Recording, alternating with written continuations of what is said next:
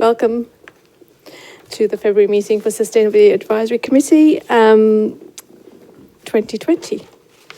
Gosh, all right. So quick welcome, and we've got a couple of people here as well. So first of all, just the minutes. Any comments from? No, I'm counting people. Oh, you're counting people? I didn't see them, actually. You didn't see them? No. They were attached to the agenda. Oh, okay. I just saw the agenda. Okay. It's all good. I wouldn't have a comment. I wasn't there. Did anyone have any comments or amendments to the minutes from last month? No. Anyone approve to? Yeah, I move To motion. approve the motion to approve the minutes. Second? Second. Everyone agree? Okay, thank They you. abstained since I wasn't here. Haven't seen it. Don't know. All right. So, got public comment. Did you want to approach the mic and introduce yourself and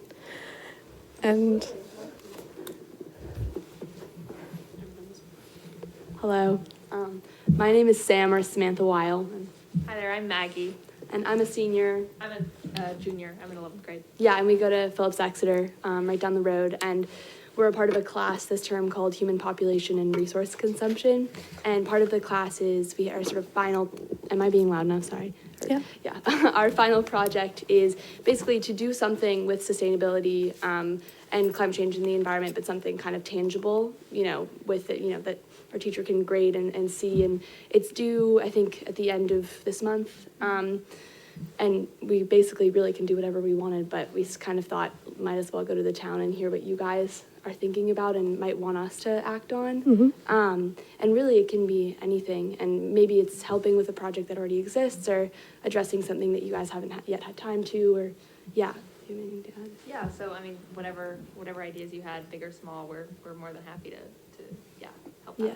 Do you have examples of ideas that you have or other projects that have been done, just to give us an idea of what? Well, I mean, I think I'm not entirely sure how the legislative process works in the government of Exeter, but if there was maybe a campaign that needed to be conducted for a petition for a particular bill or something or something of that nature. We both really love political science Yeah. and government. Yeah. We're both really passionate about that. So if that's something that happens, Mm-hmm. Or maybe it's something like an awareness campaign and we can put together, I don't know, some kind of media platform or something like that about some issue that's pertinent to Exeter itself. Or, yeah, those were kind of the concepts, but we were really, open to anything. yeah. Okay. How do we present them to you? I mean, we can give you our contact information. We wanted to also just listen to what you guys were doing right now and take some notes. But really, we were kind of just might as well come and hear what you guys have to say. Okay. But yeah, we can give Can you I- our I contact. have some ideas. Yeah. I've got some as well. If you look at, if you can stay Yes. for the Yes. for the duration of the meeting, that'd be great, because there's a couple of things. We have got 2 climate action articles which will be presented on the ballot, and it'd be great because Yeah. we do need to raise awareness around that Fun. Yeah. for climate action. So that'd be great. Yeah. So you can listen in and see how you feel. That would be awesome. And I have a time constraint. I have to be on duty in my dorm at Okay. 8:15-ish, but I he can stay. Okay. Yeah, Thank that'd be you. awesome. All right, Great. thank you Thank guys.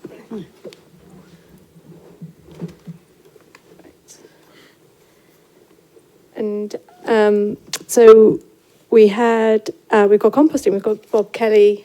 Hopefully will fill us in some of the composting at the transfer station and where we are. And I know people wanted to hear more about what was happening. So thank you for coming. Thank you for having me. And so take it away. It'd be great to hear about the project. Yeah, I'll give you a little bit of background. That we had a couple of meetings with the select board, but just to refresh everybody's memory, my name is Bob Kelly. I own Seacoast Farms Compost Products. About 20 years ago or so, I started the company to basically recycle leaves and organic materials into topsoil and topsoil blends. And we've been the primary supplier of those types of products on the seacoast for about 22 years. anywhere from local residents and individual homeowners all the way up to, garden centers and landscape contractors. There's maybe you've noticed out on the highway, there were some different wildflower jobs and things like that where they beautified the median strips of Route 101 and 95, and we were involved in providing the soils for those types of projects. So it's a commercial operation, but, not very large. We just, like I say, take in leaves and recycle them. We've been out in Fremont for about 21 years out of the 22. And last year, the person who owns the property that I'm on informed me that he wanted to redevelop the site into something else. So I was looking for a new place to set up my operation. And I know Jay Perkins pretty well, the highway superintendent, and so we talked about a couple of ideas, and it just sort of fleshed out that it might be a good idea if I set up my operation at the town transfer station. And that would do a number of things. One is it would provide more of an ongoing operation out there, right? As you know, the transfer station's only open 3 days a week now. Because of other requirements for the highway department, they're not out there all of the time. They have equipment, but they don't always have people out there to do things. In the fall, when we get a lot of leaves, it ends up being a little bit haphazard out there. And Jay, I think, and the highway department does a great job. They're just understaffed to be doing that sort of thing. So the thought would be that we could provide more of an ongoing presence out there to manage the site. The second benefit we felt was that we would be able to provide more of a distribution network, and we're at the sustainability committee, is more of a true recycling operation than is what they're now. Right now, they're not really in the business of making a high quality topsoil. They take the leaves and Mother Nature helps break them down, and then they put them up in a bin and people can shovel it into their cars. We would provide more of a delivery and a loading mechanism. So if someone came in with a pickup truck, we would actually be able to load them. And again, because we're there, 5 days a week, we would be able to enhance and improve the current distribution network for materials. And what we had proposed to the town is that we would actually provide a yard, which is a fair amount of material for a backyard gardener, a yard of material for free for everybody who has a dump sticker. That was one of the caveats of us coming in. And then the third benefit, we think, to the operation would be to save the town pretty significant money on both the labor and the direct financial requirements of running that operation out there. We would be sort of down low, not up where the recycling of cans and bottles goes, and cardboard. We would be down below, but we would be providing that 5 day a week or more during the fall presence, so that the town doesn't have to to spend that money. So normally, like if the town has to grind up the brush pile or recycle asphalt millings or things like that, they have to pay a contractor to come in and do that.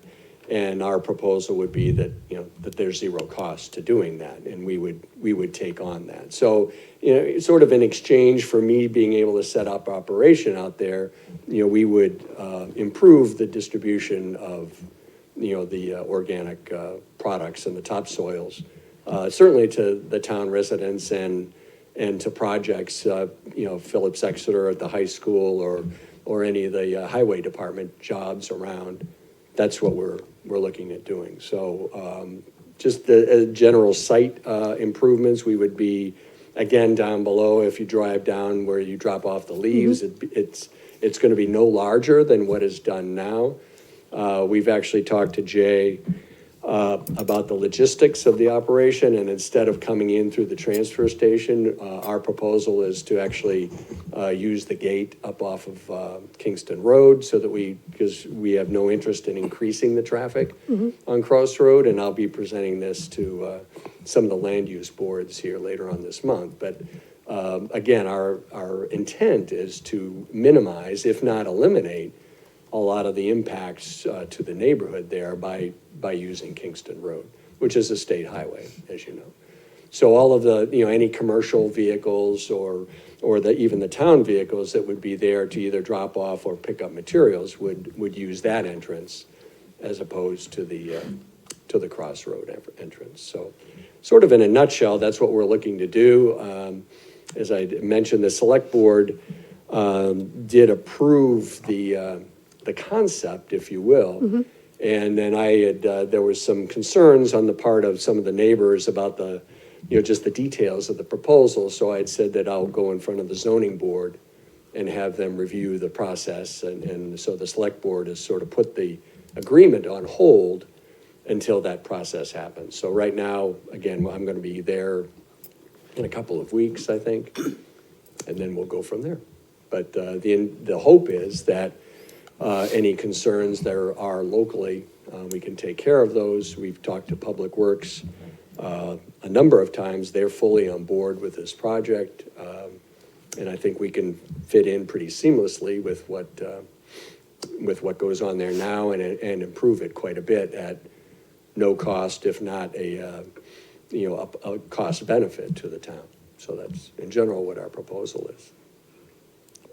May I ask a couple of questions? Absolutely. Okay, so just thinking through, how many people do you employ? Just two of us. Just two of you. Two of us and two pieces of equipment. We have a screener. So again, the town has to rent a screener to screen out their product. We would have one, and we do 10,000 yards a year of material. So we would be able to provide a higher quality product for the town residents, and again be able to load vehicles if they so needed. So it's like I say, it's not a big operation. It's about the same amount of equipment and footprint as is currently done. We're not looking to enlarge the operation down there, just improve it. So will the land be leased to you, or? Right now, we're talking about a sort of a memorandum of understanding. It's more of a public-private partnership, sort of an exchange for us coming in and doing what the town currently does, that I would be able to set up shop there. So that there's no real lease, because the town is going to continue to, they have other operations down there. They store sand and asphalt and things like that. So it's sort of a joint venture, if you will. They're just letting me use the land that is currently used for compost, and they'll continue to do their thing on literally the same area. It's curious. On the one hand, I mean, I'm especially with a small town like this, I like when we have an opportunity to alleviate some burden that's happening to the town to keep some operation going. I'm as a wear my taxpayer guy hat for a second, town guy hat. I'm trying to think of what other examples there are where for-profit businesses utilize town property to continue and alleviate, a critical cost item to the balance sheet. And I don't know, maybe Nico, do we know of any other examples that we could think of? This was something a little unique when Mr. Kelly brought it before the select board, but one of the, and he's absolutely right, we temporarily approved a memorandum of understanding for a trial of 1 year once this was to start, just to make sure that Mr. Kelly was comfortable with the town and we were comfortable with Mr. Kelly, but it really is of no expense to the town. I mean, he's going to be paying for his own utilities. Sure. He's going to be using his own equipment. He is going to have his own insurance, obviously. So, I mean, there's really going to be no liability to the town. And in fact, he'll be providing, services to the town, not only for the free stuff he's willing to give the citizens, but he's really lifting a burden off of the DPW. What impressed the select board the most, I think, was the fact that the DPW had spoken with Mr. Kelly extensively, and they were willing to sign on for a year they were interested to see how this was going to, again, lighten their load a little bit. It's also going to allow for the operation to be open a lot more than it presently is, because Mr. Kelly and his employee will be there. So it really is a benefit to the town. We have to iron out some of the small things that he's working on right now with the land use boards, but if all things go well, and the neighbors, of course, we need to answer their questions, and obviously take their concerns into consideration, but it really has the potential to be a win-win for the town. And the other question, I think we talked about this a couple of meetings ago amongst ourselves. I think it's primarily yard waste composting, right? It's not household food composting or things like that. It's primarily yard waste. It's and 100% yard Okay. waste. We have done food waste composting in the past out at our site in Fremont. Realistically, that the infrastructure for that in the Seacoast area is not really there. Yeah. And we've pretty much said we're not going to do that, certainly in that first year, and it would have to be at the request. It would probably be at the request of the town. We wouldn't just go off and do that. It's a great idea. It's a nice recycling component, but there has to be 100% buy-in from my perspective. I don't think it would be onerous out there, but, and since we are there full-time, it could be managed correctly. But that would have to sort of be a request from the town because it just opens up a whole lot of questions that we don't need to have complicating the issue, certainly in the first year, maybe even the first 5 years. So that would be something we can work out. A couple of the select board actually had expressed interest in that. And we have done it. We have a lot of experience with it. We have a permit, but it's not something we plan on doing in that first time period. Chris, I think further to that, Mr. Kelly's right. There was a little bit of misinformation, I think, that got out to the public.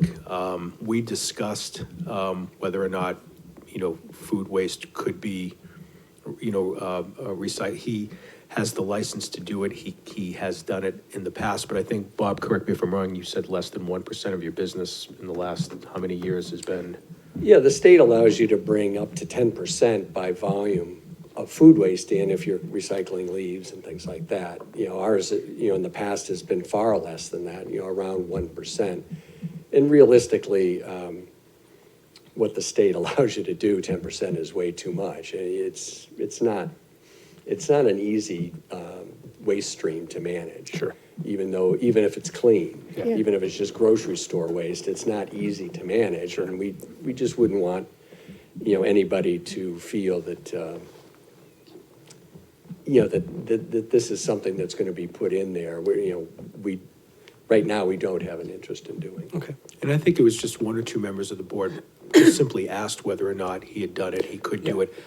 I didn't feel that there was a majority appetite for doing Right. that, so I wouldn't think that that'd be something that we'd start over. I mean, Public Works has talked, and Jennifer Perry has mentioned to me that they've talked about doing it and kicking it around. Their limitations out there were full-time exposure, and operations out of the site. Because you need to have people out there making sure if material comes in, it gets covered and mixed and everything appropriately so it doesn't cause any problems.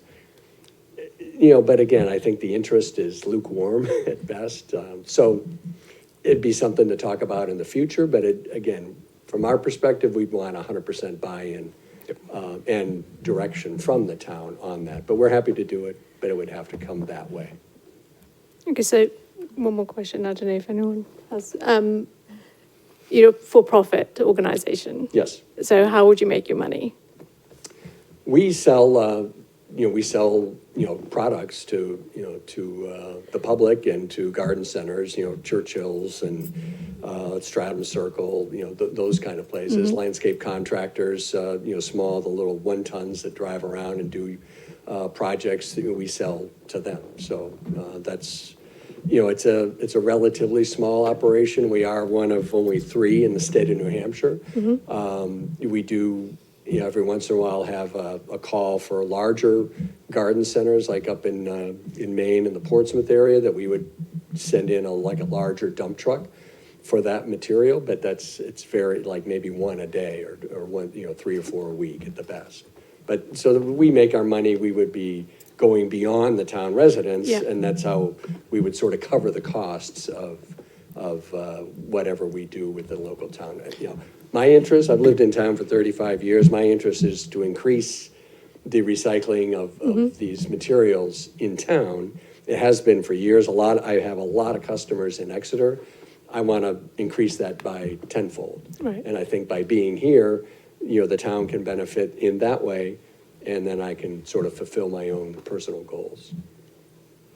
I just have a few questions. Oh, do you just have one product or do you have, We actually have 3 products, all based around compost. We have a straight organic compost, and to your point, Chris, it's all leaf compost, and we've never ever done anything related to wastewater treatment plants, sludge, or anything else. It's all leaves, and we'll take in like a local horse farm or something like that. We'll take in horse manure. So we make the straight organic compost. We have a loam compost mix that is like used for, in place of regular loam. It's got a lot more organic matter into it and a lot more nutrients. And then we have a mulch compost blend. So those are basically the 3 products. okay, All derived off of the compost. okay, and you said you have 2 pieces of machinery. How often do they operate? How loud, and do they run on diesel, and what emissions controls do they have? Well, they do run on diesel.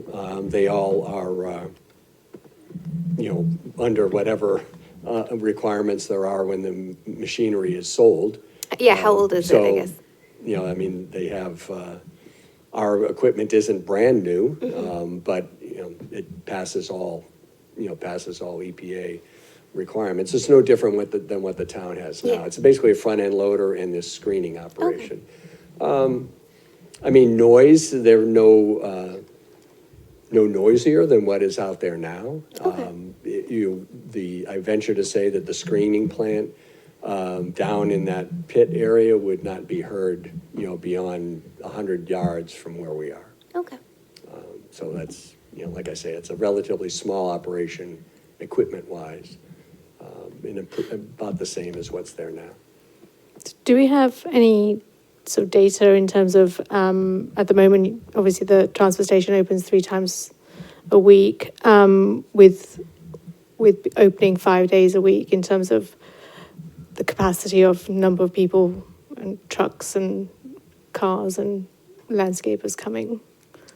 I don't have exact data, because we haven't done it yet. What I do know is we've been open 5.5 days a week for over 20 years. Saturdays at certain times of the year can be, there might be 10 to 15 people who come in. Most people who do weekend warrior type projects get the material and all the supplies before the weekend. So it gets spread out, nicely. Some people come in Tuesday, whatever it is, but not everybody's coming in on Saturday morning. And again, what we hope to do is, obviously the transfer station's open on Saturday morning, so there wouldn't be any increase in traffic, because anything that would be related to what we're doing is going to be coming in off of Kingston Road. So what I've told the select board and the public works folks is that on average, we would probably do 10 to 15 vehicles a day, which is an hour at the most. And during the summer and in certain other times of the year, it could be as little as 5. I mean, Mondays are usually pretty slow. Tuesdays, once you get toward the end of the week, people are starting to get things going. But again, since a lot of about probably 2/3 of our business is commercially oriented, you get larger amounts in less number fewer of vehicles. yeah. So, I mean, I think from the town's perspective, they like this to be successful. And so more and more people in town would take advantage of it, especially with 1 yard being free. But any impacts of that would be on a state highway, not on the local neighborhood road. So that's why I made it very clear to Jay that I had no interest in opening up the crossroad entrance for 5 days a week. I wouldn't want that to happen. So it's all going to be off of 111. And it will be just for Exeter town? Well, I mean, if somebody wants to drive from Portsmouth to get material, they're welcome to do that. But my primary focus is Exeter, yes. But I mean, in terms of bringing, leaves for composting, is for Exeter only, or is it? I mean, I don't think we've really talked about that. I mean, I think the plan is to again, take all of Exeter's leaves. We don't really get a lot of leaves other than what landscapers bring us. So a lot of times a landscaper will bring in leaves and then leave with, compost or topsoil. So that's usually how that goes. So we'll get like little dribs and drabs from cleanups and everything from landscapers. But maybe more to the point, would a landscaper that was going to bring you a truckload of leaves, does he have to have an Exeter town permit for the dump to transfer station to go bring you leaves? Or is there another arrangement through your commercial operation that he can enter and drop leaves? Probably the latter. Okay. We'd have to sort of work that out. I know they put some fees in place for the brush. We're obviously not, doing, so that's a sort of a logistical detail. We'd have to figure that out. There'll probably be some signage. Again, I would rather take someone in. The control would be a dump sticker. So what we would do, as a taxpayer, this is what I'd want to do is say, buy a dump sticker. Maybe we have a different fee structure for out of town commercial operations to buy a dump sticker. We haven't really talked about that, but that would be just off the top of my head, an idea. But anybody with a dump sticker can certainly get in, do what they need to do. And if you don't have a dump sticker, because you don't need a dump sticker right now to drop off leaves. No. So that would continue, and we would just make sure that they come in through the proper access, which would be off of Kingston Road. Do you charge for drop-off? No. Okay. And, yes, that it's been, because again, we're trying to facilitate the recycling, so Sure. we make it free. And obviously, since currently as a town resident, there would be no benefit to us to do that. If the board or if Public Works wanted to have us charge for out-of-town stuff, we could do that. Again, I think the point is to enhance the recycling component and make Exeter sort of a center on the seacoast for doing that. That, I think, would be more of the goal than making a few extra bucks. We make our money on the end product, not on the leaves part of it. We're looking to get more leaves. I was going to say, the more raw materials you have, though, yeah, sure. And then make a very good quality end product that people want. That's what our goal is. And the DPW has a policy in place now that the select board, I think it was a little over a year ago, but they wrangled with this for a long time because, there were a lot of landscaping companies that were coming in. And so the select board, this was before I was on the board, but I was on the BRC and I remember being at the meetings. The select board came up with a fee structure for the DPW. So there is a policy in place now currently for landscapers that are bringing both local and out of town. So I think that obviously once Bob goes through the land use boards and it comes back to the select board, that's certainly something that we'll have to address at this time, but it was more premature at this point because he's still working through the logistics. Okay.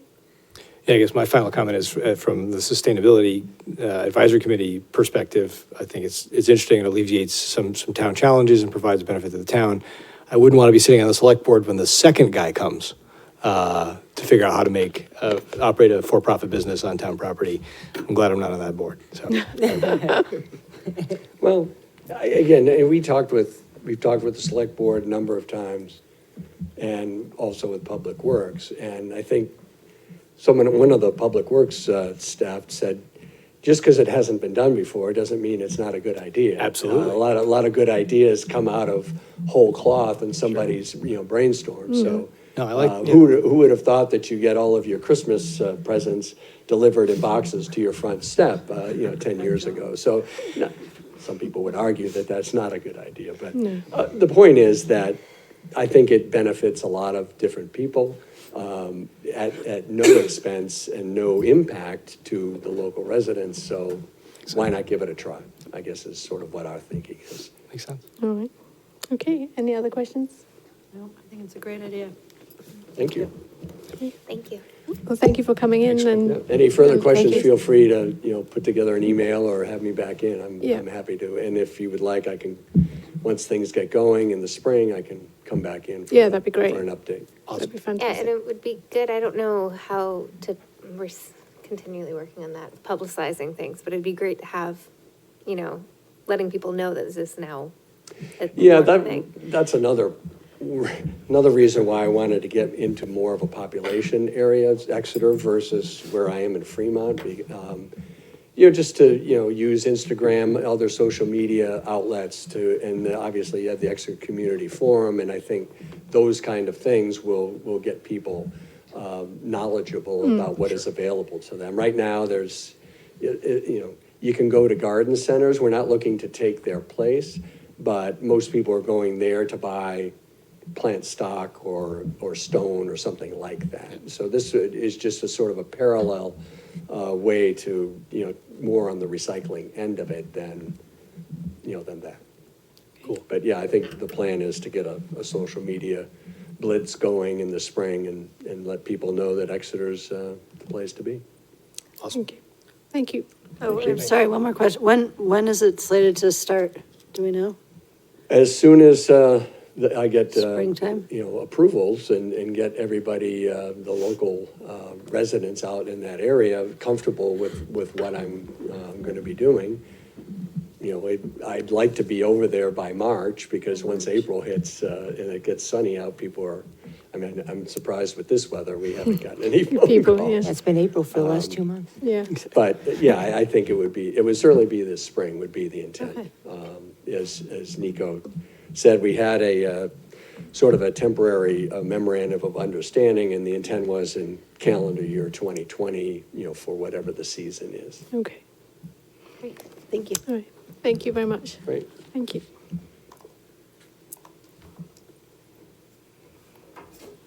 Okay, the next thing on the agenda I had down was the Sustainability Fair. And I wanted just to bring it back on the agenda just to get people to start thinking about what the timeline would be, and also look at different ideas and ultimately form a subcommittee that can sort of take the charge and get us to a point where, and I know it's also on with one of the tasks for the grant with Rockingham Planning Commission with Julie. So try to fit that puzzle in as well in terms of what funds would be available to do that fair, and try and come, get things sort of logistically started off. So with that in mind, I had Lucy contact me with regards to some suggestions for the fair, and I think, Lucy, do you want to fill everyone in on Sure. the situation? That'd be great. Okay, so we were talking about the fair, I was in that meeting, and we were talking about, some people were telling me about how, it was usually a film festival, and I was wondering if we could reach a wider audience, more students, and, diversify, the people interested in environmental and sustainability here in Exeter by creating some sort of an art and writing section exhibition by students, for students, and for everyone at Exeter, and just for the public. So I gathered around 5 other students at Phillips Exeter who are also really interested in planning this event with me. And if you guys would like to help, that would be great too. So right now, the 6 of us have been kind of going through trying to plan what we want to work on, or what we want to the goals to be for this project. And I'll just read out the goals. This is just a rough draft. So the first one is to promote sustainability and environmentalism to a larger audience, reaching typically underrepresented demographics to create diverse discussions and solutions. 2, raise interest and environmental awareness among younger generations, setting the stage to truly make Exeter a leader in the sustainability movement. 3, inspire more establishments within the Exeter community to adopt sustainable practices and encourage more consumers to prioritize such eco-friendly advances. 4, provide a platform for younger individuals to create meaningful impact and be heard. 5, promote the use of art and writing as forces for environmental activism. So, You send this to me. yeah, I have a whole doc. So what we wanted to do was settle on a theme for submissions and a location, as Chetna suggested. For submissions, and we also want to settle a location. So we would prefer Swayze. I think that would be great for like attracting like especially younger people, and it's great for like an event, like sort of a fair. And we wanted to approach local businesses for support, which I've been talking to a lot of teachers, like in the Phillips Exeter community, and they gave me a list of contacts of people to reach out to, like Blue Moon, Lainey and Lou's, and the RJ's owner, and some other people. And we're thinking about what kind of things we can do to attract all different types of people, children, families, seniors, students, etc. And to talk to more connections, like our Phillips Exeter connections, to make even more connections and gather their like suggestions and their opinions. I already some of the people I talked to was Dr. Sakata. I don't know if you know him, Dr. Jonathan Sakata, lives across the river. And he is actually my piano teacher, and he gave me some suggestions for people to talk to. I talked to Mrs. Reyes, so Elizabeth Reyes. I don't know if anyone knows her. She's the head of the ESO, so Exeter student. So yeah, so that's for the community service organization at Exeter. And I got more contacts and suggestions, and she also really liked the idea. And we wanted to find a way to advertise it to students, like write about it in the newspaper or etc. And then when getting close to the event, we wanted to get in touch with like the Seacoast newspaper to gather more publicity. And then obviously to get artists and writing submissions, which we already have a lot of ideas and like signups for. And we wanted to reach out to not just Phillips Exeter students, but also Lincoln, and then Main Street School and Exeter High School, and just yeah. CMS. Yeah. Yeah.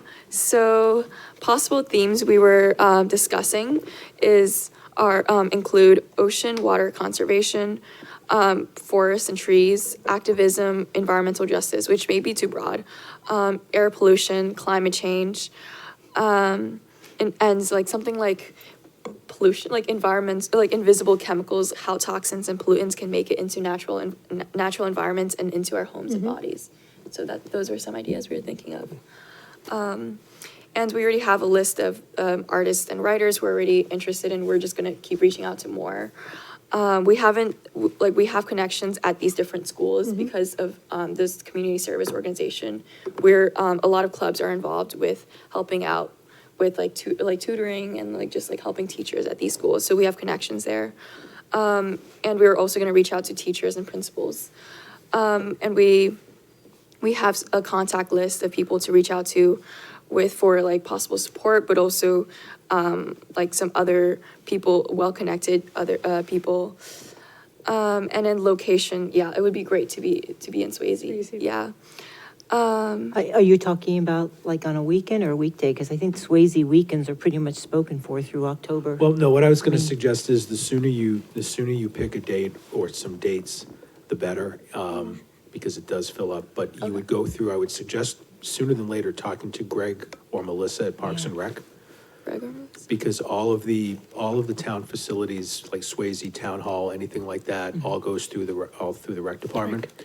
And Greg and Melissa are really helpful, and they'll be able to, talk you through how best to go about doing that. So I would encourage you to do that soon. Okay, just emailing them is fine. You can email them, you can call them, you can stop in.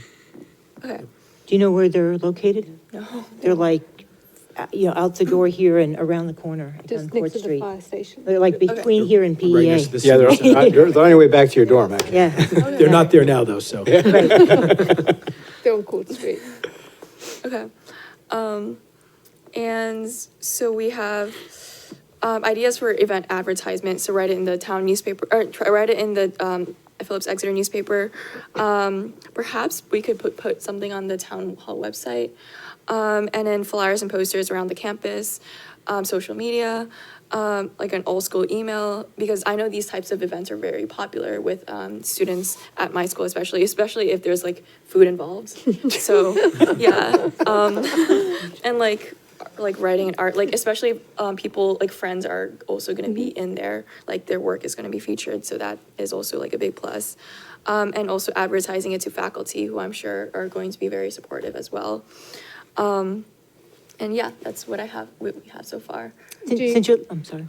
Go on, Robin. Since you're looking at arts and stuff, have you talked with the Team Exeter group? Because they already have a group within Exeter that's interested in the arts and such, and they actually do a function on Swayze every year. And it's I can. I forget what it stands for, TEAM, somebody, Scott Ruffner's. Scott Ruffner. Yeah, I have his information, I But- have his contact. But, you know, they've kind of done this for the arts, and they have an annual event at Swayze, so So they probably have they could. got an event coming up? It's in May. In May. May 20 and something, yeah. It's already, he's advertising on Facebook, so if you look up team, you'll see Okay. but it's May Mm-hmm. 20. I have his contact, give it to you. So Lucy, am I thinking that this would be within the school year Yeah. As that would in- be- yeah. before you graduate? Yeah.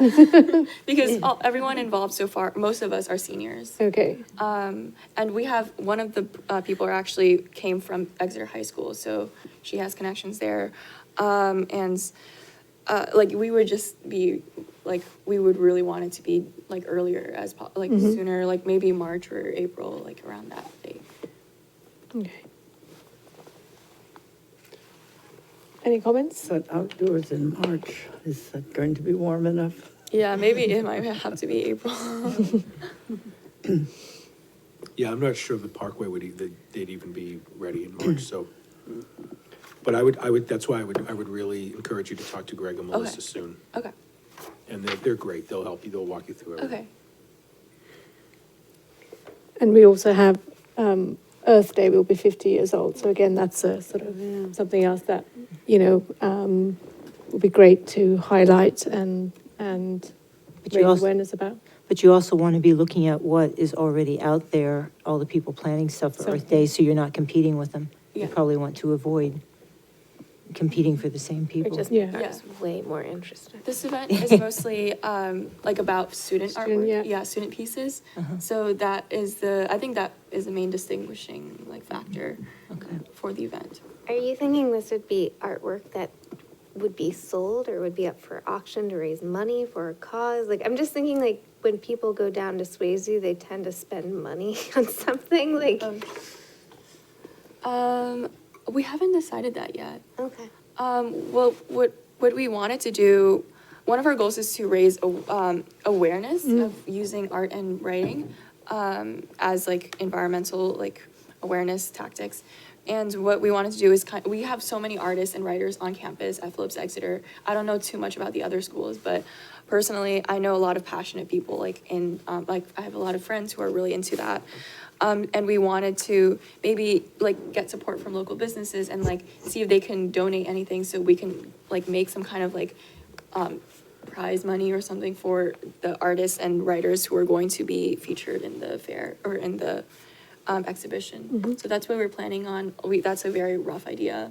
Okay. But we wanted, we're not too sure about like what we're gonna do with the artwork exactly yet. But we'll Interesting. discuss it. I don't know which is more feasible.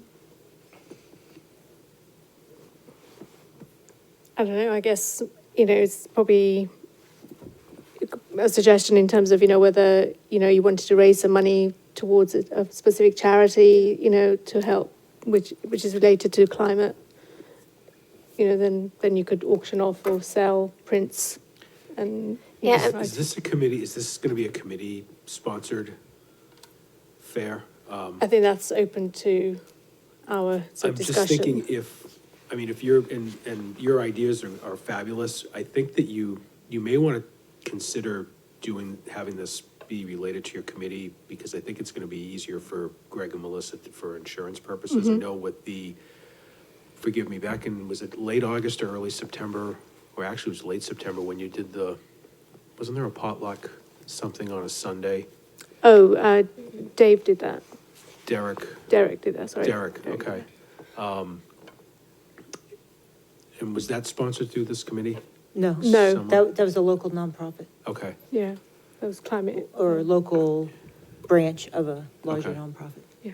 because I know he worked with Greg and Melissa to be able to put that on, because, you know, there obviously needs to be a group behind putting this on, and there'll need to be insurance discussions. So, perhaps, one of you wanted to volunteer to maybe help her out a little bit with Greg and Melissa on some things that he or she may Yeah, ask that sure. they may not understand. Yeah. That just would be helpful, I think.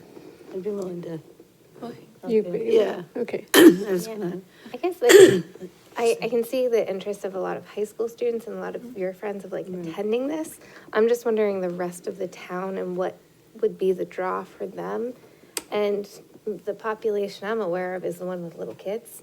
So I'm wondering if we have it as a geared towards education about the world around us, or something that's environmental activism, and you can, there's art and there's like a lot of ways to do the education, but then there can also be a way to like have it for younger generations, and then you guys can be role models for them too. And food trucks, of course. Yes. Just one thing I'd throw out there for you to think about, and then maybe even you guys for your projects, is there's all this, oh, be good, be sustainable, be great, do great things. But, sometimes people maybe need a little help with, hey, what are the top 10 things that I can actually do? Whether it's, hey, have my water bottle, and when your kid has a soccer match and there's 5 gazillion teams there, don't just have different parents bring, dozens of bottles of plastic water bottles and leave them littered all over the field. Maybe have everyone have a water bottle, and somebody's job to fill up the water bottles every week, just little things like that. Or, hey, the boreal forests of Canada are being harvested, old growth forests are being harvested to fuel the growing demand in the United States for toilet paper. Buy recycled toilet paper, and where can you buy it? And what are the brands? Yeah, and maybe this So- would be part of the subcommittee. There could Yeah, be like. so there's a different million sections. things, but- Yeah, we could have different sections Yeah. focusing, are you more concerned about plastic waste? Or are you more Right. concerned about trees or water? And you could have sections that educate. actionable. Okay, so. But sometimes you just need to get something that's just a simple, if I only did 3 things, or here's a list of 10 or whatever, which ones can I latch on to? And something that's just real simple that people can take away. So we don't have to like choose one theme just for everything. We can Yeah. have like multiple. Okay, that makes sense. I think also, things like, there's different types of plastic, and I know there's confusion,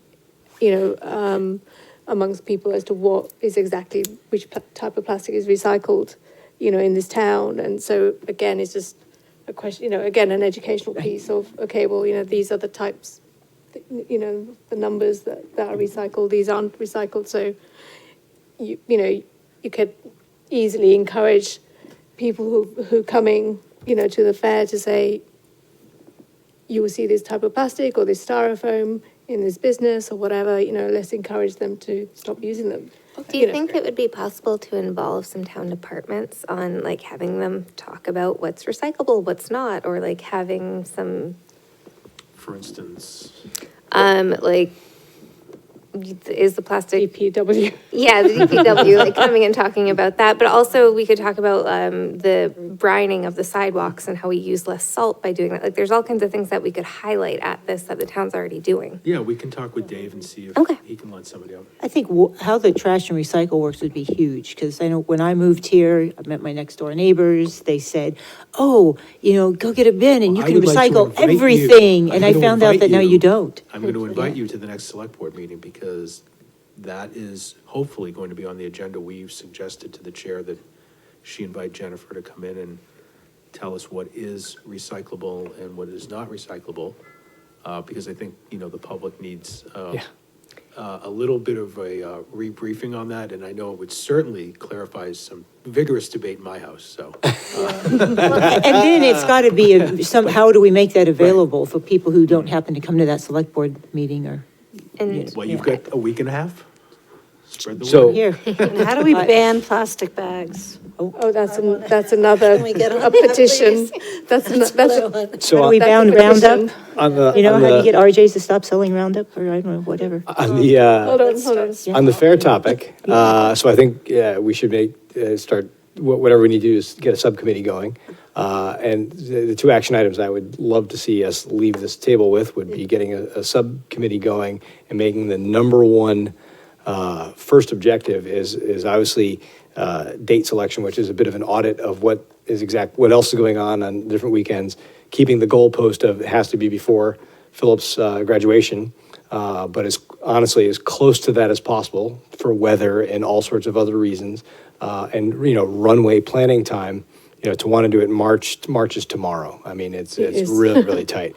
So as far out as we can push it and make it still viable for you and your peers to participate and drive this. But yeah, to get a subcommittee going, and just so we can get on top of it with date and venue selection first, so. Okay, so do I have any volunteers? I'll happily volunteer as well. I'll help her with. Okay, so can I ask Chris, Nina, Yep. to work with Lucy Absolutely. and make it happen? Done. I would be happy to be assigned tasks, but I don't know, like, being involved with every meeting, but I would be happy if you want, like, me to put together something. Great. I can do that. Right, yeah, I might be able to do some discrete thing, but I'm going to be gone so much of the spring. Okay, so we'll I'm not let subcommittee. Chris and Nina lead with Lucy Great. and her team and her fellow students. We're just gonna. And then we'll get it done. We've got work for you guys. That'd be great. Okay, so keep us posted on the outcomes, and hopefully we'll get it going before the end of the school year finishes. That'd be fantastic. Okay, any other comments with the fair specifically? Can we move on? I think we have a report back from the Climate Film Festival that Bev went to. Do you want to give us a brief? Yes, this was at Kittery, and it was on January 11th. And it was offered several films which, if we were to show films here on the climate issue, might be of interest. The Lobster War, which some of you may be aware of, features the climate-driven rivalry between the United States and Canadian lobstermen for the rich lobster harvest that has developed in the gray area between Maine and Nova Scotia as a result of lobsters migrating north because of warming ocean waters. It predicts that in 10 years, this northward movement will be seen to be continuing. So they're going to make the most of it while it lasts, but they're not, they pretty sure that they'll probably be moving in time up toward the Canadian waters. It's very interesting and, just one very dramatic example of what climate change can do. The second film was called Mother Lode, and it tells the story of a mother of twins who discovered the healthiness and pleasures of cargo bikes and joined a global community who have ditched their fossil fuel vehicles in favor of many types of load-carrying bikes, which could well be of interest to the people of Exeter and suggests that the town might consider how to make our roads more favorable to bike riders. Might take a little time. The Biggest Little Farm is an 8-year story of a couple who convert 200 desert-like acres into a thriving farm, which supports healthy wildlife habitats and stores clean water. A lesson from which all farmers and gardeners can learn something. And for a change, a positive type of climate film. The last one, The Story of Plastic, is a shocking 1.5-hour documentary produced by the Story of Stuff Project, showing how plastic waste is not only choking our oceans, but is also trashing third world countries on whom industrialized nations are dumping their non-decomposable litter, which their landfills no longer have room to contain. We all have to ask how we can slow or halt plastic production in our society. And then subsequent to this, I saw a film about a large plant in Germany which is taking all the plastic, all the lowest types of plastic, which aren't good for anything else, and running through a complex factory process and coming out and making a half a dozen or more very saleable products out of them. So, which just shows what can be done with a little ingenuity. And I have also heard that plastics are being made into road fill, which is very useful. And there are some other positive things going on. They just need to increase, and we need to decrease our use of the plastics which cannot be recycled. Most of them cannot. So that is the, and these films might or might be not be of interest to Exeter. They have talked about using films in some of their programs, public programs, so these are available. Okay. Oh, by the way, the story of plastics isn't quite available, but it's going to be in a few months. At this point, it's you can't get a DVD of it, but that will come within the year.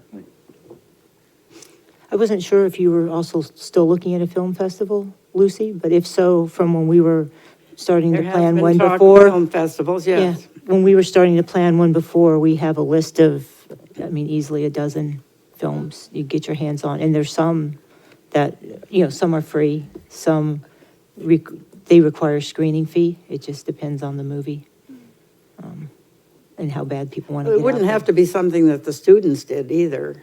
I mean, we could have a film festival. We've had other film yeah, festivals here in the yeah. center of Yeah. town. Oh, yeah, I did that one. So, and then that's when we started. We were originally going to do one in January, February. So we have a pretty good, healthy list of movies that Chris has the list and I had a list. We had between us a lot. So there's a lot of work there between all of us.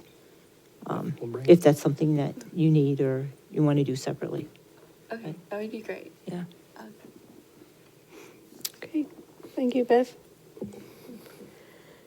All right, I don't know, I guess, Nico, do you have, next thing on the agenda I had was an update on another member joining our committee. Do you know of any? As far as I know, we don't have any applications, Okay, but I can double check with Russ, but when last I talked with him, we didn't have anything. okay, so if anyone's watching this and people on this table, if you have anyone in mind who can would like to join our committee, that'd be great. So just to remind everybody on the procedure that's watching, if you go on the Town of Exeter website, there's a form that you can print out, and you need to file that with the town manager's office. You can just bring it right up to Pam, and the town manager will give it to the select board, and we will arrange for an interview, much like we did with all of you folks, and take it from there. So looking for some applications. Yes, definitely. That'd be appreciated. That'd be great. Okay. You know, Lucy, if you go to college nearby, we'd gladly continue. Within driving distance or cycling distance.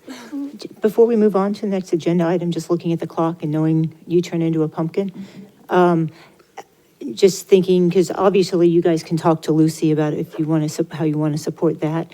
But if we have other ideas, that's something I could do. I have a kind of a connection with PEA since my son is two of your classmates.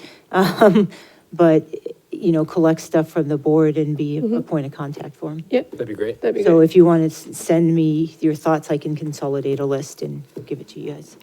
And you still can welcome to listen as long as you want, but I know you have to leave shortly. Thank you. Thanks for coming. Yeah. Just please make sure I have your name and your email. Sure, sure. Okay, Great. she's got him? Okay. Thank you. Thank Thank you. you. Okay. Good night. Good night. Thank you. Okay, so a couple of things. We've got two more items on our agenda. The climate action warrant article number 27. So we have Randy who gathered the signatures and put a name to it to get this warrant article submitted. And yeah, so did you want to take the platform and just give us a brief? In fact, it would even be helpful because remembering there's a lot of people in town that are watching that may not have read that. Okay. So it would be great if you have it with you, the words to read the warrant All right. article. do you want me to read? I can read out what was. So Jen was also the second lead on this, and she sent me her notes that she presented to the yeah, I deliberate used to. session on Saturday at Exeter High School. So I'll just read it out if that's okay. So we have the warrant article itself. Should we read that first, if we have it? Yeah, I've got Article 27, Citizens Petition Article, Resolution to take action on climate pollution. We, the town of Exeter, hereby call upon our state and federal elected representatives to enact carbon pricing legislation to protect New Hampshire from the costs and environmental risks of continued climate inaction. To protect households, we support a carbon fee and dividend approach that charges fossil fuel producers for their carbon pollution and rebates the money collected to all residents on an equal basis. Enacting a carbon cashback program decreases long-term fossil fuel dependency, aids in the economic transition for energy consumers, and keeps local energy dollars in New Hampshire's economy. The carbon cashback has been championed by US economists, the Wall Street Journal, January the 17th, 2019, as the most effective and fair way to deliver rapid reductions in harmful carbon emissions at the scale required for our safety. We expect our representatives to lead in this critical moment for the health and well-being of our citizens and for the protection of New Hampshire's natural resources upon which we all rely. The record of the vote approving this article will be transmitted by written notice to Exeter state legislators, to the Governor of New Hampshire, to Exeter congregational delegation, and to the President of the United States, informing them of the instructions from their constituents by Exeter Select Board within 30 days of this vote. So this was obviously made aware, and there were no issues at the deliberate session. So it will be on the ballot for the town elections in March. And yeah, so basically a slight background to this was one of the professors from Plymouth State, Richard Haig, approached the town, and so up to date, there are 76 towns in New Hampshire who are going forward with this. So that's great. So I'm not really sure what part you want me to do. I'm just showing up because you asked me to at the end of a long day. But I was thinking about how to educate our community about this. And I typically go to a vote without having reviewed everything. And I was thinking that maybe it's so important, and it makes a lot of sense. We could have, although on Tuesdays, I don't know that I can do it, and the vote will be on a Tuesday, right? Have like an information poster as people go in to vote that just says Article 27 and just the basics of it, because it's really, we have a lot to gain. yes. So that was just my thought. I had a couple of ideas in terms of leading up to the March vote, in terms of raising awareness to get people to vote for this. For one, to have the support of the committee would be great. But as a resident myself, I was sort of seeing, to have somebody, to talk about this on Exeter TV and to publicize it that way, to get it on social media outlets that we have, and and again, maybe have like a coffee chat session to talk to people if they're unsure as to how it would work, to have that kind of information availability. So that was my sort of personal ideas. So. Yeah, I also think too, given certainly to get the committee behind it, we'll see what the vote is, it'd be great. But also I think making available an easily distributable social media piece, because it's a week from today. Yeah. I'm sorry, it's about a month from It's today. March. So it's not a lot of time to get it out there. So, social media is gonna be the way to spread this around. So if if the group could provide the basics that could be, spread socially, that'd be great. Yeah, I mean, there's a lot of information, the people behind all this. They have a website, they have like frequently asked questions section, they've got files, information, they've got PDFs and all sorts of things. So The website address? yeah, I can give that to you. So if that goes on social media, I don't know how it goes out, because I don't know if we ever got a website. I don't for us. necessarily mean from the committee, but Okay. for citizens to take the ball and Okay. run with it, yeah. Yeah, it Okay. just can't have the town seal. Right, exactly, It can't be, as we've discussed previously. Right, Right. right. And if it's, I think it would have to be something that has to repeatedly go out, because I Yeah. hear that, oh, we posted on Facebook, oh, well, that's nice, I check my notifications like every few days, And and it if I missed it, because I don't know how to go back and find Yeah. anything, I'm sure lots of people don't. But I think there's several groups that can be Yeah. targeted Sure. in terms of getting message out, and hopefully people can share that information as well. But you might consider an op-ed piece that just talks to some facts, and I guess what you don't want to do is preach to the choir, and maybe No. to get something that reaches a broader audience is why I think maybe like an op-ed type of piece, because, I mean, this is something with a lot of bipartisan support, and I think I mentioned at the deliberative session. Yeah. 2 weeks ago, I think, I was in DC for, there's a quarterly meeting, it's called the Pricing Carbon Dialogues, which is representatives from a bunch of national nonprofits, from think tanks, left, right, center, all of the above. There's usually a congressman, a senator or two, someone from each side of the aisle, or at least their staffers or people on the committees that, balance things between the House and the Senate. And it's a really diverse group of people. And because that, you're not allowed to talk about who said what. But the reason they're all at this group is because there is such broad consensus across the business community and across the environmental community, and a lot of that, there's some merit in putting a price on carbon. And that's like when you mention the Wall Street Journal article, or there's, some of the big, Republican think tanks are, all over this. So as well as environmental groups that some are partisan, some are nonpartisan. But I think if you kind of get to that breadth of support and why so many places support, they don't all support this particular approach, but I think the price on carbon, just from this perspective of a business having certainty to work into its spreadsheets, there's things like that. There's some cases to be made that maybe could be laid out in just a thought piece. Okay. So, can I take a vote to see that the committee supports this, and we'll do our utmost in terms of spreading the word and getting people to vote on this in the March election? Okay. Anyone? Somebody can make a motion and then Okay. second it. Anyone make a motion? I'll make a motion to the committee support the article, warrant number 27. Okay. I'll second it. Second.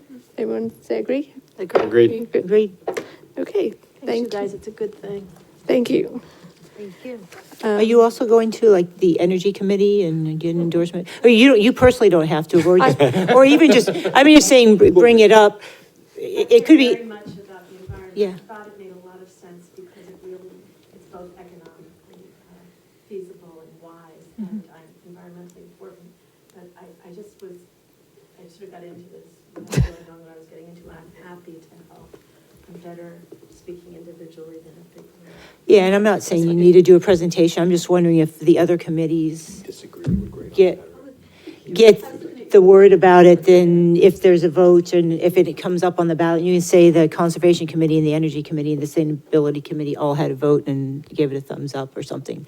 Maybe that's the powerful thing. If you want me to do something, just ask me. Okay, thank And it you. might just be an email requesting it to come up on the agenda. I mean, maybe that's all, maybe I it's that can- easy.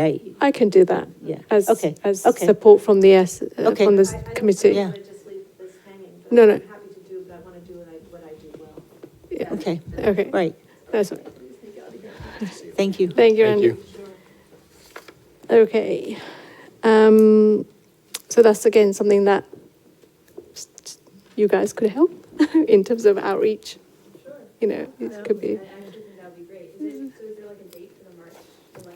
March 11th, is it? The town elections? I believe that's correct. Nico, do you know? March 11th, I think, is the town elections, yeah. Yes, that Tuesday. And potentially students from Exeter could vote in that who are If Exeter is your You need residence. to be a registered voter in Exeter. So day students that live in Exeter, like my son will be able to, but, I think we're also working on, certainly for the primaries, registering over 18 people who don't Cool. live in Right. Exeter, so that, and maybe that could carry over into our elections. If you have any questions, the town clerk downstairs can answer them for you. Okay, all right. Chris, I'll give you all the paperwork. Okay. So the other, that's great with the Article 27. The other article we have to discuss, and Robin will fill us in, is the Granite Bridge warrant article.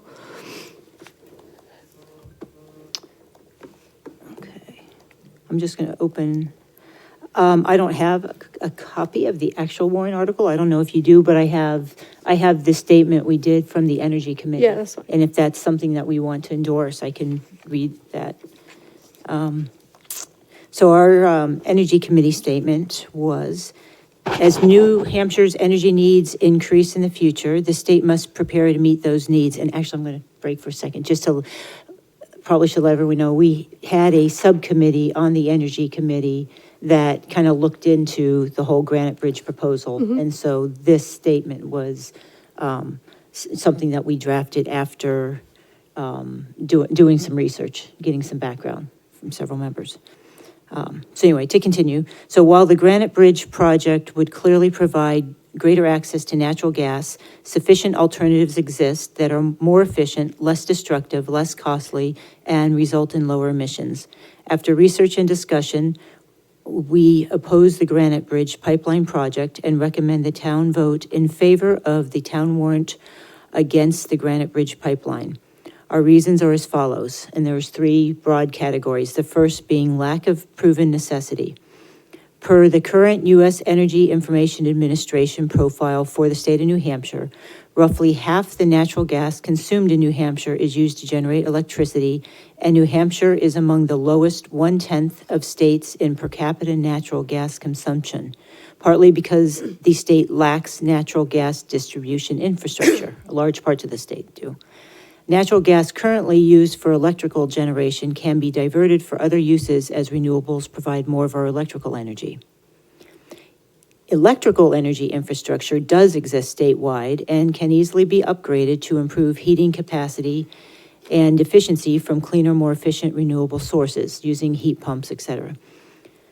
The second big area for us was fiscal responsibility. So a long-term economic view clearly shows that pursuing natural gas infrastructure, which is more costly and less efficient over time than renewable options, is the wrong direction for us to go. Energy for residential heating cannot be provided by natural gas with existing infrastructure. Energy companies find it difficult to expand natural gas usage due to the high cost of new infrastructure. And there were some recent cases like in Northampton where they actually wanted it, but the local companies couldn't do it just because it was cost prohibitive to develop the infrastructure. Renewable energy is expected to become cheaper than natural gas within the next 10 to 15 years. And if you see graphs, you'll see, although natural gas is lower cost now, there's the lines cross in, I think it's around 12 years or something like that. And the Granite Bridge pipeline project is a 40-year project. So it's, yeah, you can do the math. So in New Hampshire, our mountains and coast offer unrealized capacity for the expansion of wind energy. Investing in locally sourced energy is better for local economies. Per Liberty Energy, which is the developer, the company behind it, the $400 million plus infrastructure proposal, which includes a 27-mile pipeline, a massive storage tank, I think that was in the Epping area, and a monitoring station or metering station, which would be in Exeter, would be paid for by New Hampshire ratepayers. So the third big area for us was climate and environmental concerns. Renewable energy sources are cleaner than natural gas, require less infrastructure, are available now, have tremendous growth potential, and offer larger and nearer-term emission reductions. Although burning natural gas, mostly methane, produces less CO2 per unit of energy than coal, oil, or propane, every kilogram of methane burned still releases 2.7 kilograms of CO2 into the atmosphere. Methane itself is a potent greenhouse gas, approximately 86 times more effective at trapping heat than CO2. Gas wells leak methane into the atmosphere, and pipeline leaks are also frequent. And that's just something, every pipeline leaks at some point in time. I mean, there's all kinds of stats, if you can Google it, look it up, but at some point they all leak, small or large. The construction and maintenance of pipeline networks has a negative environmental impact. The 27-mile pipeline would cross under several rivers and other sensitive areas.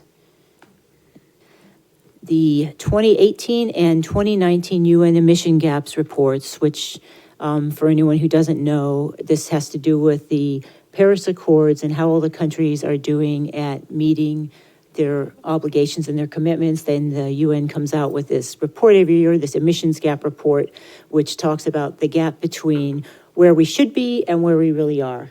And it's generally worse news every year. But the emission gap reports continue to emphasize the criticality of climate action below the federal level, states, municipalities, et cetera. So basically, it's, hey, the leadership of a lot of these major countries, we're just not getting it done fast enough. So it's critical that communities, towns, counties, just that people get involved and do what you can where you can. And there's a cumulative impact to getting things done faster at local levels. So back to the report, in criticality of climate action below the federal level in order to effectively reduce global emissions. It notes that by 2030, emissions would need to be 25% and 55% lower than in 2018 in order to put the world on a least cost pathway to limit global warming below 2 degrees and 1.5 degrees respectively. In summary, from economic, environmental, climate, and business case perspectives, it makes sense for New Hampshire to utilize existing electrical generation capacity, increasingly augmented by renewable resources to supply energy for both heating and electricity. So I might be able to answer any questions if something's not clear, but that's the statement we came up with for Energy Committee. Any questions? One other aspect of the gas pipelines, we experienced, they had a great deal of trouble finding a leak that we were experiencing on the western edge of our campus. And one of their instruments that they were passing through the pipes got lost or stuck or something, and it was 2 or 3 weeks before they were able to discover the leak, and luckily they were able to fix it without incident. But gas line, as I understand it, gas line fires are not unknown, not uncommon. Yeah. Not uncommon. And we were probably luckier than we realized that nothing, it was right near the parking lot where lots of cars were parked. Oh, wow. That's where the leak ended up being?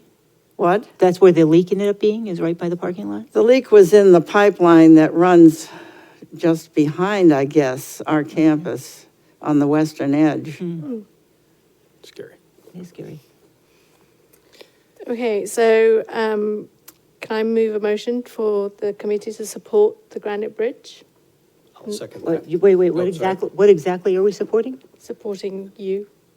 Okay, just as you said, support the Granite Bridge, so No. I think we want to be, just And make sure our the words are article. right. You're right. So I Supporting think the Warren article. we want to support the Warren article Article that opposes opposes the Granite Granite Bridge Bridge. pipeline. Do you have Project. the article number there in front of you? I don't have the article number. Do you have the article number? Let me, It's not- I hope I do. I don't, I because thought when it we was- wrote this, we didn't know which number it was. And I left I it don't on know. the You know, I think it was 2 off from, what was the other one? 27. I think it's 25 then. I haven't read it. And just because of, I'll look it up, Madam Okay. Chair. I'm going to abstain from the vote just because I haven't read it Okay. and where I work, so. Just Okay. gonna abstain because I want to make sure the language is something that I can 100%, because some of the things that you said are not 100% accurate, not from where I work, but from other, like, so that's why I want to make sure I 100%, so that's why I'm Well, we just think we're abstaining. accurate. We did a good bit of research, so there was 4 people doing research on it, so, yeah. Okay, let me rephrase again, because I don't want to get into trouble, and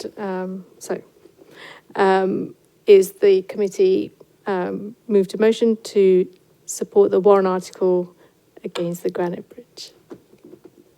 And I'll second that. Yeah? I think you're firsting it, and someone else is second. Oh, but I'm firsting it? You're You first. first and then someone seconds it. And then, okay. There you go. Okay, great. And we think it's number 25? I'll keep looking at, Okay. I mean, you've already made the motion, so it's. I would like to clarify one thing, though, just for everybody here and the viewers at home, because months and dates were thrown around, so to be clear, February 11th, which is next Tuesday, Is is the the primary? presidential primary, okay?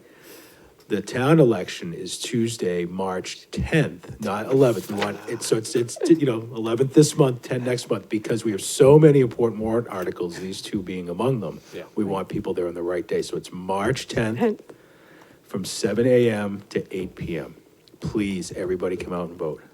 please vote. Essential. And just a quick update, and I did miss it out on the agenda. I did have it written down. The climate preparedness outreach event. I hope that everyone received the survey to fill in when the event. Did you get my email? Yes. Okay, so obviously they'll collect all the information and then land on a date which is suitable for everyone, hopefully. And it'll be a workshop for about 2.5 hours long, and I think the group that's working on that is doing fantastic. in Madam terms Chair, of it's getting Article the paper. 25 Sorry? is the Granite Bridge. 25. So Kristen, maybe you can put that in the minutes. It's in there. Thanks. Okay, any other business? Nope. Motion to close meeting at Motion to adjourn? 8:25. Okay. Second it. Thank you. Great. Thank you, everyone.